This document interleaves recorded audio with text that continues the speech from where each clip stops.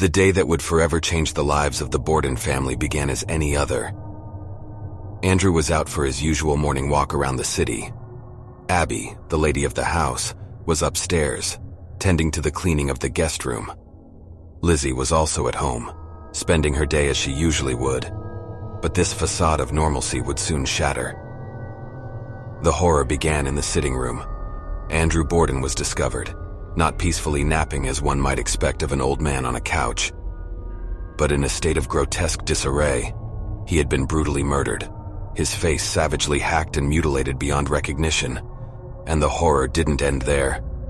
Abby Borden, too, was found upstairs, her life violently snuffed out in a similarly gruesome fashion. The grotesque double murder sent shockwaves through the peaceful town of Fall River. The quiet community was thrown into disarray, the horrifying nature of the crime suggesting a killer filled with personal rage. As news of the gruesome event spread, so too did the fear and suspicion. The police had a mystery on their hands, a bloody, violent mystery that needed solving. The ensuing investigation was painstaking and thorough. As they combed through the details of the Borden family life and the circumstances surrounding the murder, one person became a point of interest. Lizzie, who had been at home when the murders took place, became the prime suspect. And so began one of the most sensational trials in American crime history. The trial of Lizzie Borden was a spectacle, drawing attention not just from the locals of Fall River, but from all over the country. The idea that a woman, especially one from a well-to-do family, could commit such a heinous crime was both shocking and captivating. The courtroom was packed to the brim with onlookers and journalists, all eager to catch a glimpse of the woman at the center of the scandal and to hear the details of the disturbing case. After a grueling trial, the jury declared Lizzie Borden not guilty. The evidence, they felt, was not enough to conclusively prove her guilt. She walked free, but her reputation was forever tarnished. The court of public opinion was not as forgiving as the court of law. To them, Lizzie Borden was the woman who got away with murdering her father and stepmother. The Borden house, the silent witness to the unspeakable violence, still stands today, serving as a bed and breakfast. It has become a place of morbid curiosity, inviting those brave enough to spend a night within its haunted rooms. But as we draw this horrifying tale to its close, let us not forget that many mysteries still surround the Borden family murders, secrets that continue to hold their silence within the gloomy walls of the Borden house. What was the true nature of the relationship between Lizzie and her stepmother, Abby? Did jealousy and resentment truly drive a woman to commit such a ghastly act? Was Lizzie Borden, the respectable daughter of a wealthy businessman, really capable of such brutality?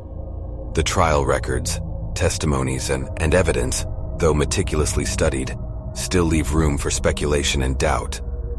The question of Lizzie's guilt is something that has baffled experts and enthusiasts for over a century. Did she truly commit the crime, or was she a victim of circumstance and societal prejudice? Could it be possible that the real murderer walked free, their identity forever obscured by the shadow cast by Lizzie? Even today, psychics and paranormal investigators are drawn to the Borden house, hoping to uncover clues or communicate with the spirits that may still linger there. They seek answers to the questions that the trial left unanswered, yearning to give a voice to those who were brutally silenced that day. And what of the murder weapon? The infamous hatchet was never conclusively proven to be the instrument of death. Could there have been another, more sinister weapon, one that was never found? The truth, it seems, is elusive, retreating into the shadows when approached, leaving us with only speculation and theories. The house, standing as it has for over a century, holds its secrets close, a silent sentinel to a bloody chapter of history. And yet, in our quest for answers, we must not forget that these were real people, their lives irrevocably marred by an act of unthinkable violence. It is easy to lose oneself in the horror and mystery of it all. But let us take a moment to remember the victims, Andrew and Abby Borden, who met such a tragic and gruesome end.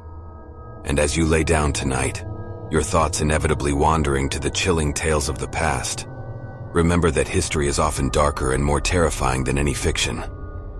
Its characters and narratives may be shrouded in mystery, but they hold a mirror to the complexities of human nature and the depths of its potential for darkness. The enigma of the Borden family murders continues to captivate us, a grim reminder of the mysteries that history often leaves in its wake. We seek answers not only to quell our curiosity, but to understand the human condition in all its horror and beauty. So, let us continue our quest for the truth, delving into the shadows of the past and exploring the fascinating realms of history and crime. Until then, my dear listeners, keep your curiosity piqued and your appetite for the mysterious unsated. Stay tuned for more journeys into the murky corners of history, and don't forget to like, subscribe, and hit that notification bell. Your thoughts and theories are always welcome in the comments below. After all, the mystery only deepens when we explore it together. Good night, and remember, history often whispers its secrets to those who choose to listen.